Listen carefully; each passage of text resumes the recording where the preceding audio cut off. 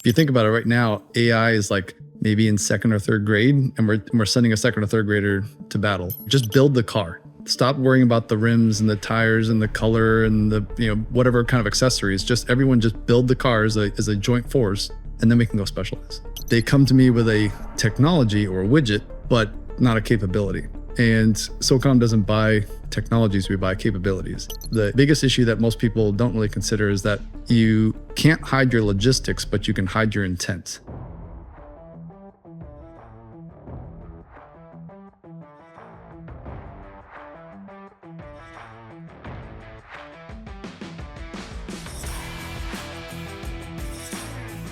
So this week's conversation with Devin is pretty interesting for a number of reasons. One is he was an actual pilot who made a decision about 8 years ago to get into the unmanned space when it was not popular.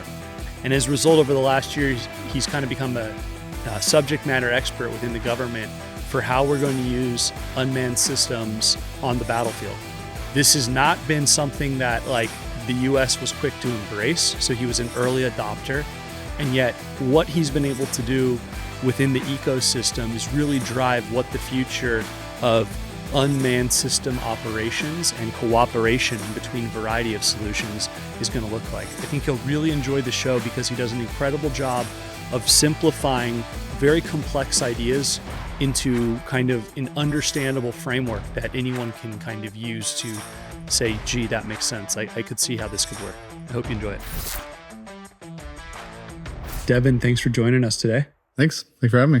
We've known each other for a couple of years. You've been really helpful in making sure that us as a small company at Firestorm gets a chance to talk to some customers. I'd love to hear kind of about, your background and your journey and what you're doing now. Awesome. I am Air Force Special Operations pilot. I've been in for 19 years, got over 3,000 hours flying fixed wing aircraft, and then got into small unmanned systems and swarming warfare. And I co-founded the Adaptive Airborne Enterprise for Air Force Special Operations, which is now their number one innovation priority. And that really, I guess, got me my job here in Austin as the SOCOM Technology Liaison. My job here, and I've been here for the last 2 years, is to connect people, ideas, and technologies for the entire SOCOM enterprise.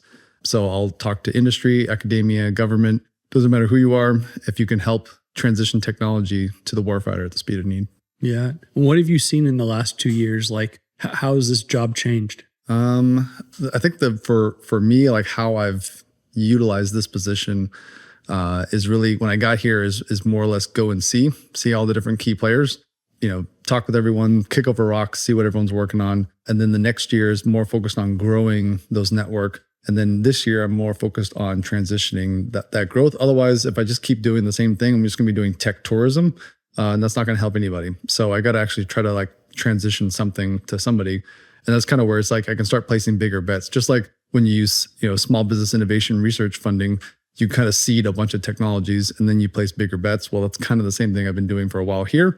But I also brought a lot of my knowledge and expertise and network from Air Force Special Operations. Co-founding that took a lot of time and energy and a lot of networking. And so that way, when I came here, I already had a huge network, and I've just kind of been growing that from since. What's the ecosystem like for defense tech in Austin? It's pretty amazing. It's definitely grown. I think there's over 15 different DoD entities here in Austin.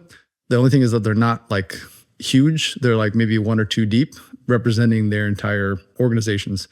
So I think the key piece here is that it's definitely got an entrepreneurial spirit in Austin. And there's a lot of hey, how do we collaborate to go, far as a group? And so a lot of times if someone in the Space Force finds something and they're I don't know what to do with this, then they pitch that to the rest of the ecosystem. And hey, we know exactly what to do with it. And the same thing, or if I find something, I'm not a good fit for SOCOM, but maybe there's something for them. And that's kind of where we help each other connect and, focus on each other's gaps. It's really cool that you have that type of collaborative atmosphere, because a lot of times folks in DoD kind of operate on islands. You know what I mean? And that, I guess, can create a pretty special atmosphere, right? Yeah. So talk to me about, you're in Austin, right? The mothership's in Tampa. Talk to me about how you kind of feed things into the machine. Sure. So a lot of what you'll see with people trying to reach out to Tampa is that they get inundated with people, trying to get their technology in front of somebody.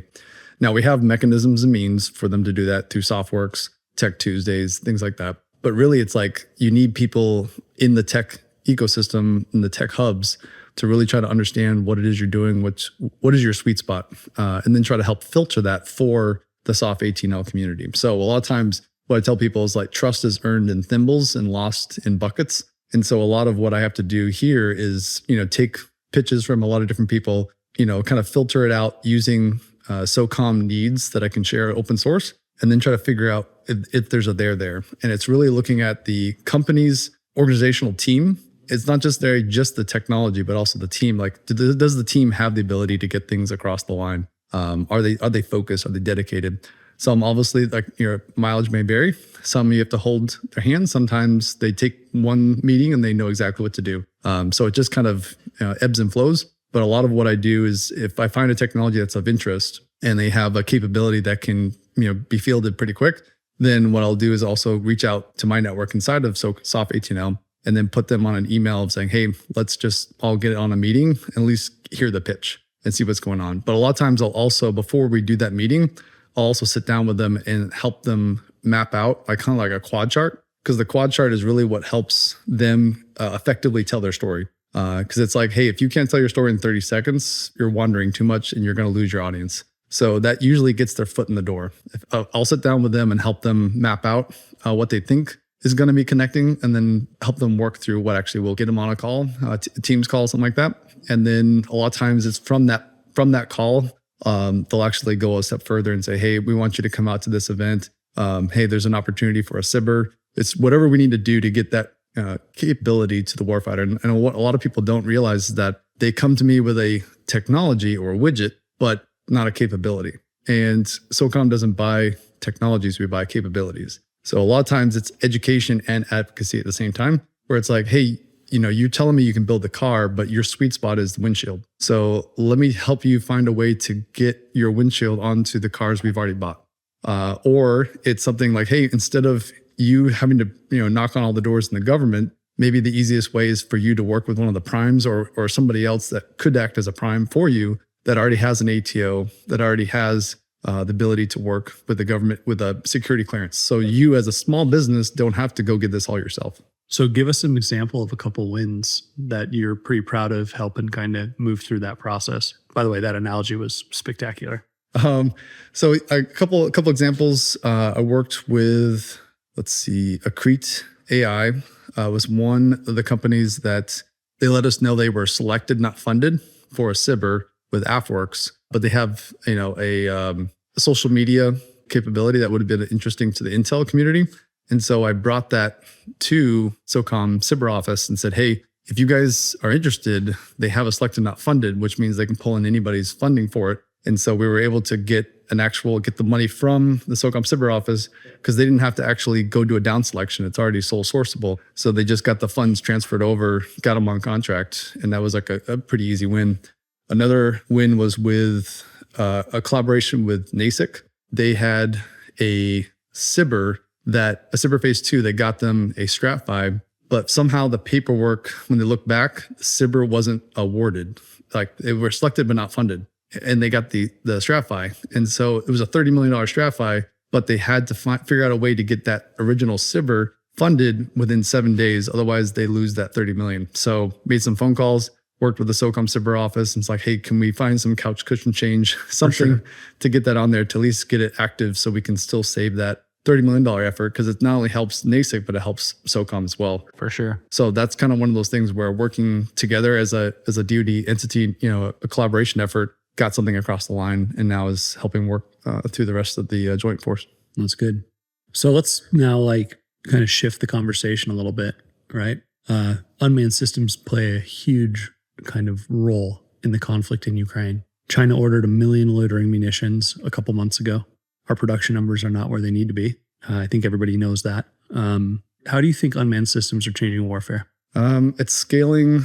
It's enabling small forces to punch well above their weight. We're at 1-to-1, but we're going to be 1-to-many in the not too distant future on a large scale. So everyone talks about replicator, talks about how we're going to scalable mass. It's going to be great. But the less sexy piece is the logistics. How am I going to launch, recover, maintain, sustain, all that? That's the piece that a lot of people don't look at, but that's kind of like your crux, kind of like I equivalent it to Tesla, where you have in the beginning, you had the Tesla cars, but no supercharging stations. And so you're always, you're tethered to your garage, right? Or wherever you charge it.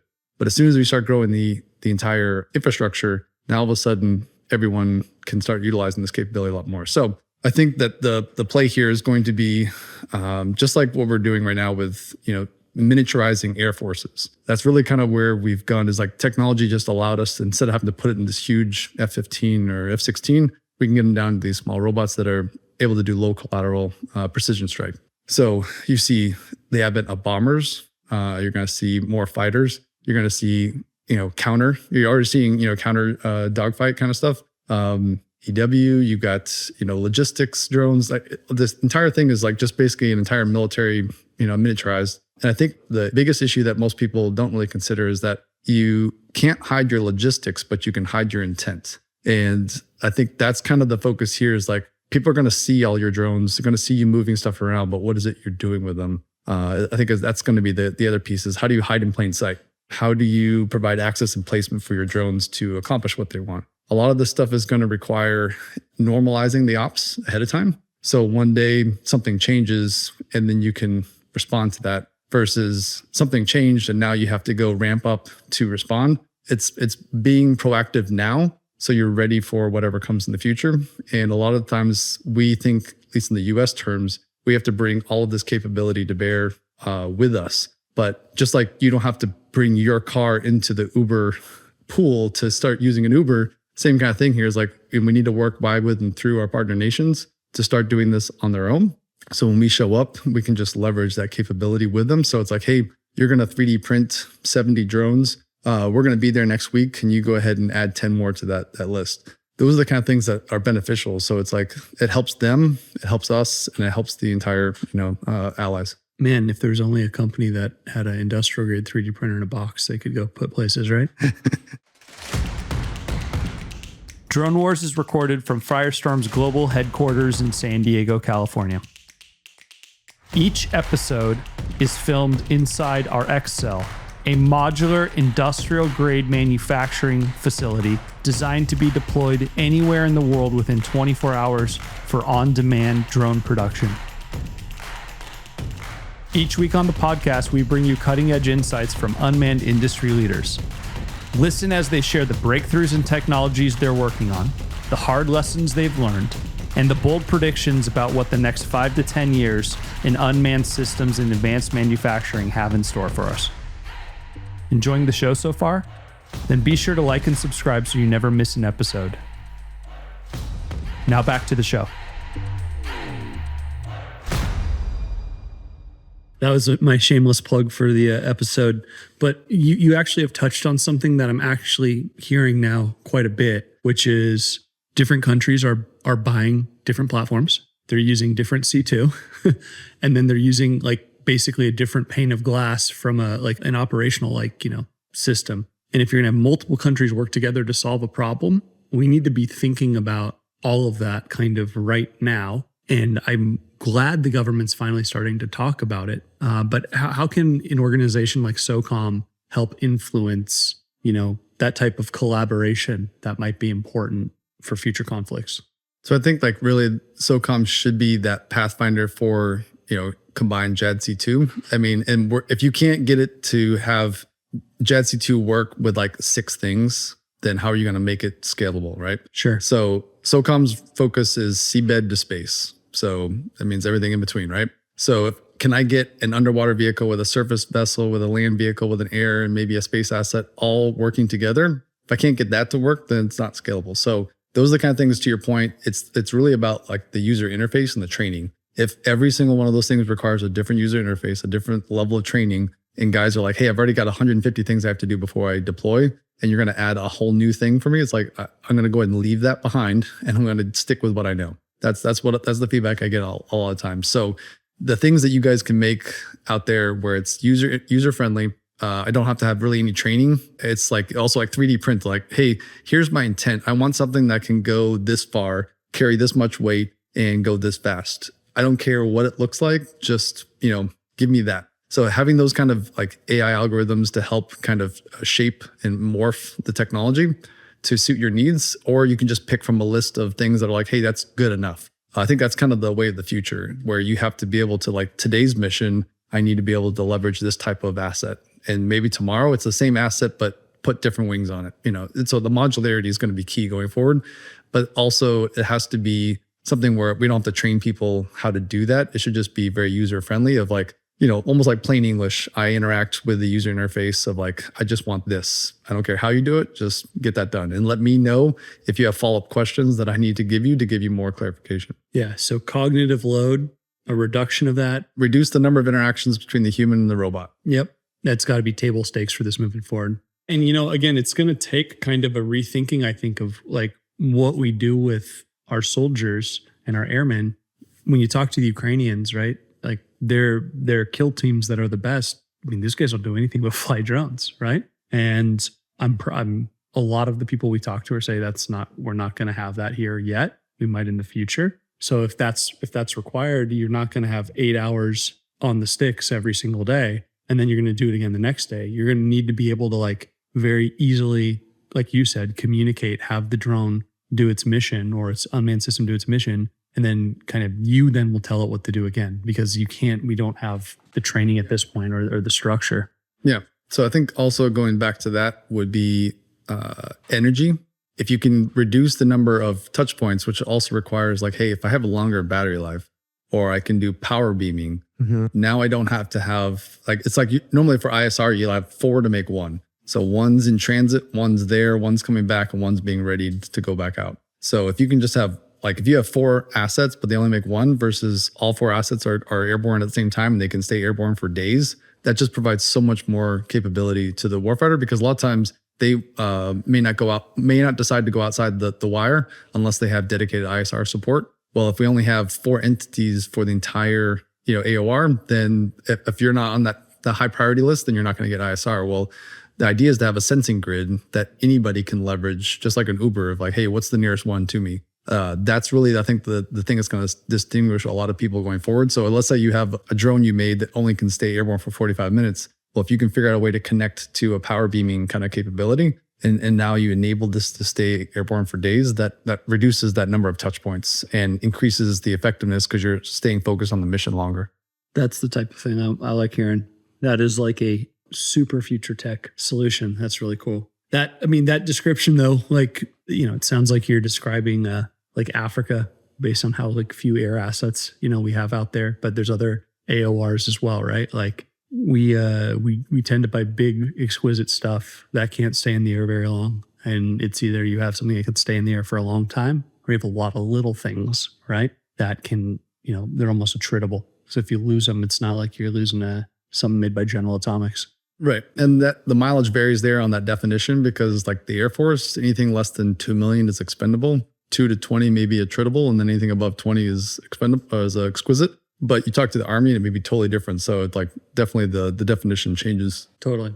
How has the Ukrainian conflict changed how you think about unmanned systems? I think it validates a lot of what I was thinking about, because I've been in this space probably since 2017 in the unmanned systems space. A lot of people thought it may not have been a good career choice going after unmanned systems as being a pilot. But I was like, this has a lot of potential and probably is the future of warfare. And so I kind of did my own walkabout seasoning, if you will, in this space, trying to get as smart as I can, baking myself into as much as possible, learning as much as I can, talk to as many people as possible, and try to stitch together, a vision, and then take that vision and shop it around and let people poke holes in it, carve things off. And then really whatever stood the test of time is really kind of what has stuck with me this entire time. And I would say like a lot of stuff that I saw in Ukraine, I was like, a lot of that stuff is exactly what I was thinking about back in, 2020. And seeing it come to fruition is like, all right, well, I know if that's going to happen, then this is what's next. And so there's a lot of kind of things like that where we're talking 1-to-1 right now with, controlling FPVs, but, you're already seeing it on the rise with more AI automation. And so a lot of people want to talk about the AI being dangerous just because it's like, hey, it doesn't know everything. So why would you send it to battle? But neither does a human. but we send the human to battle. They just have the training that we trust that they're going to make the right decision. The only thing there is so that kind of goes back to, you have to build that trust in the AI in a permissive environment where you do a human machine teaming, and you see it do what you asked it to do, and then you're willing to trust when you go over the horizon. And so I think a lot of the things when it comes to unmanned systems really is boiled down to collateral damage. So if you have different areas of a town where it's like, dead center of the city versus out in austere environment versus suburbia, things like that, they should probably have different areas of collateral damage, percentage of like saying, hey, if I'm going to go into a big city, I need to have 95% accuracy before I do something. But that same target leaves that and goes out in the middle of nowhere, maybe it goes down to 60% because I can accept a bigger collateral damage.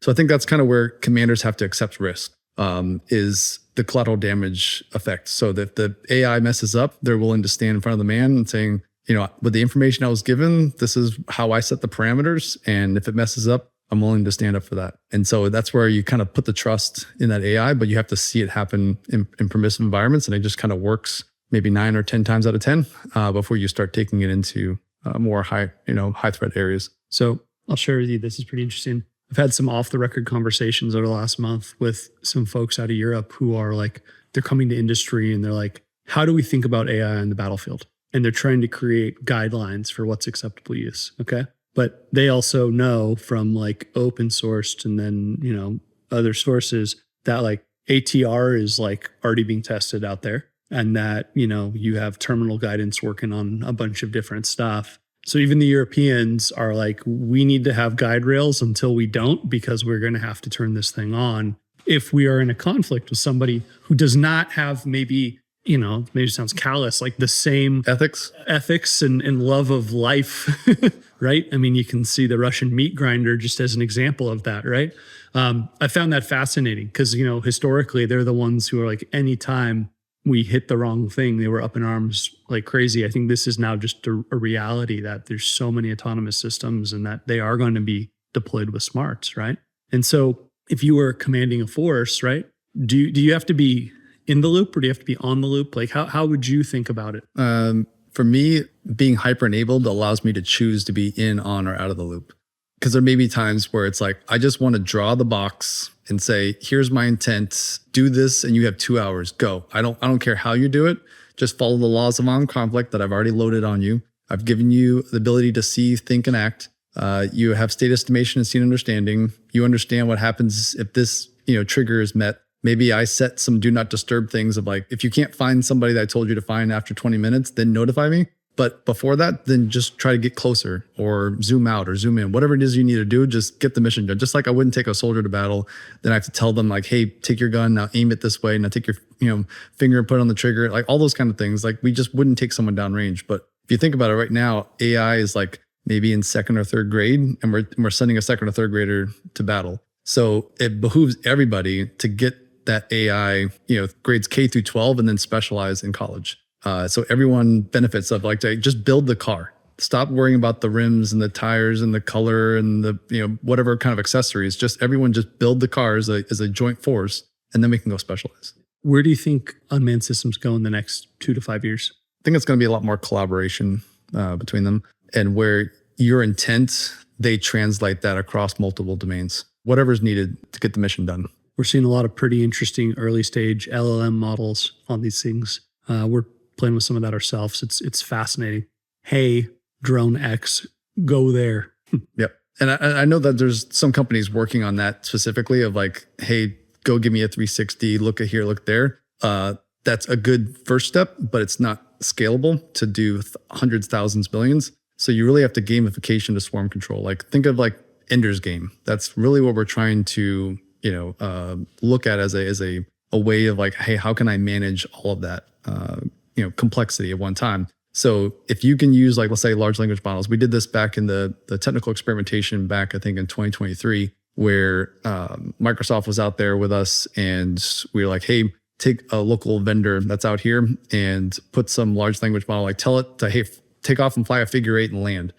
And all just putting that into a large language model, it automatically generated the code and then they could upload it to the drone and the drone would do that without knowing how to do anything else with controlling the drone. So obviously that was just giving your intent. Well, the same kind of thing, but I needed to be doing much more complex things of like basically saying like, hey, here's your box, find Osama bin Laden, you have 2 hours and you have 5 assets to do this. I would also expect it to kind of give me feedback of like, hey boss, that's, way too fast of a time. And I need more time or more assets.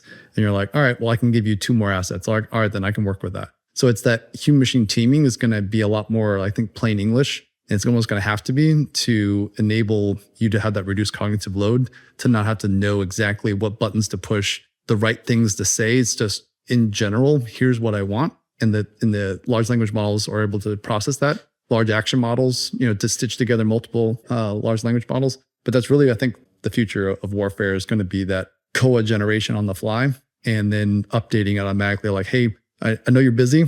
I went ahead and updated this because that was in my parameters that you said I could operate in. But if it's something outside that, it just needs to let us know. It's like, hey, you told me to find this person, but I've only been, 79% accurate for the last 20 minutes. Is this the right person? And you're like, oh yeah, good to go. And now it can move on to the next thing. So that's where that human machine interacting is going to have to happen. It only took us 2 years to find Osama bin Laden, right? Or 2 hours, right? Yeah. Thanks for joining us today. If people want to reach out to you or talk to you, where can they find you on the internet? Easiest way is on LinkedIn. Okay. We'll have a link up for that. Great. Thanks for joining me today, man. I really, really appreciate it. Awesome. Thank you for having me. Thanks for listening to the Drone Wars podcast. Each week, we bring you fascinating conversations with leaders shaping the future of air, sea, land, and space technologies. Catch new episodes every Tuesday wherever podcasts can be found. Until then, we'll see you next time.